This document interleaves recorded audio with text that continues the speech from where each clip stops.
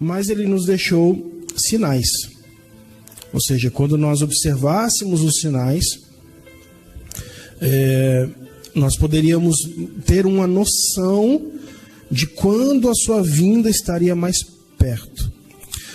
A grande questão, pastor, é quando às vezes eu falo para algumas pessoas, a gente fala sobre a questão das pestes, das guerras, rumores de guerras, fome, terremotos. Tem pessoas que falam assim: tá, mas isso acontece no mundo desde que o mundo é mundo. Desde que o mundo é mundo, é verdade. Desde que o mundo é mundo, tem terremoto, tem fome, tem guerra, tem peste. E que diferença Que diferença tem dos outros tempos para esse tempo? Isso é uma pergunta muito interessante. Interessantíssimo. E aí? Pois é. Existe um sinal que a Bíblia fala que, para mim, é o maior sinal de que esse tempo que a gente está vivendo é o tempo da volta de Cristo. Existe um sinal que, no meu entender, é o que mais mostra que esse tempo é o tempo do fim. Sim. Que está em Daniel, capítulo 12, versículo 4. Olha só. O livro de Daniel, ele é considerado o Apocalipse do Antigo Testamento. Sim. Então, principalmente do capítulo 10 em diante, tem muitas profecias ali a respeito do fim.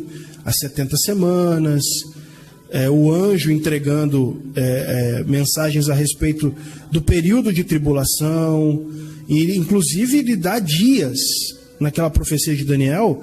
Olha, bem-aventurados são os que suportam 1390 dias e tal. Ele estabelece dias, muito isso, específico. Só que lá em Daniel 12:4, quando ele está encerrando a profecia, ele fala assim para Daniel: e tu, Daniel, encerra estas palavras e sela o livro até o fim do tempo. Muitos correrão de uma parte para a outra e o conhecimento se multiplicará. Outras versões falam ciência. Aqui na Almeida, corrigida, é ciência. A ciência se multiplicará. Então, se a gente pegar o avanço da ciência, o avanço do conhecimento, desde quando Daniel recebeu essa revelação, ou de quando Jesus fez as profecias, e você colocar o avanço da ciência num gráfico, você vai ver que até 100 anos atrás, a revolução tecnológica, a revolução do conhecimento, não era algo muito linear na história. Ou seja, o conhecimento era muito pouco. Até alguns anos atrás, o número de analfabetos no mundo era enorme. Sim. Enorme. E se a gente pegar, por exemplo, a Bíblia, que é o livro mais traduzido, o livro mais copiado e mais lido do mundo, até meados de 1500 e pouco, ele era escrito à mão. A Bíblia era copiada à mão, até que veio a imprensa, né, para fazer a impressão da Bíblia. E o primeiro livro a ser impresso foi a Bíblia. Foi a Bíblia.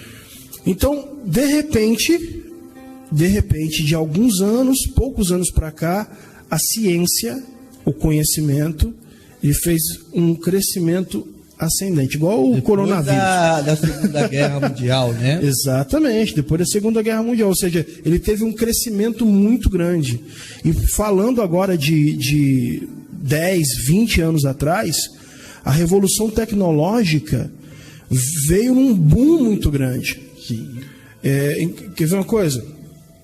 A gente estava falando de transmissão online, né, de internet. Eu sou de uma época que a gente escutava música num disco de vinil.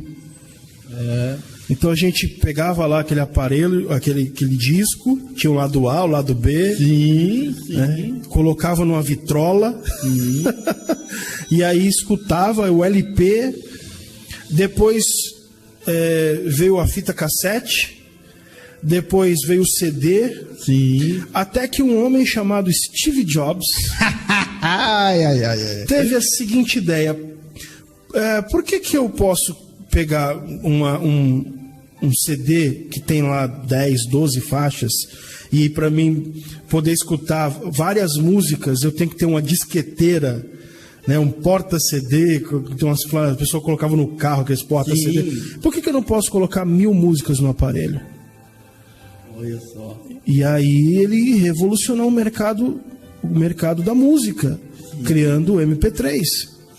Então, assim, a revolução tecnológica que nós estamos inseridos dentro dela, que nós estamos vivendo, marca esse texto de Daniel 12:4. Sela estas palavras por tempo do fim, porque naquele tempo do fim, os homens eles vão andar de um lado para o outro. Nunca se falou na facilidade de hoje as pessoas irem de um lado para o outro. Pois é. Tanto é que, por exemplo, a pandemia, ela se estabeleceu no mundo por causa das viagens. Exatamente. Né? Exatamente. Porque a pessoa ia para um lugar infectado, se infectava, voltava para a sua terra, ia lá e contaminava os outros, levava o vírus para lá. Então, assim, as pessoas elas irão, diz aqui, ó, muitos correrão de uma parte para outra, ou seja, esse tempo que a gente está vivendo, onde as pessoas elas têm esse acesso muito fácil às informações, né? E a ciência se multiplicará. Então, no período da história, o ponto mais alto da multiplicação da ciência é o ponto.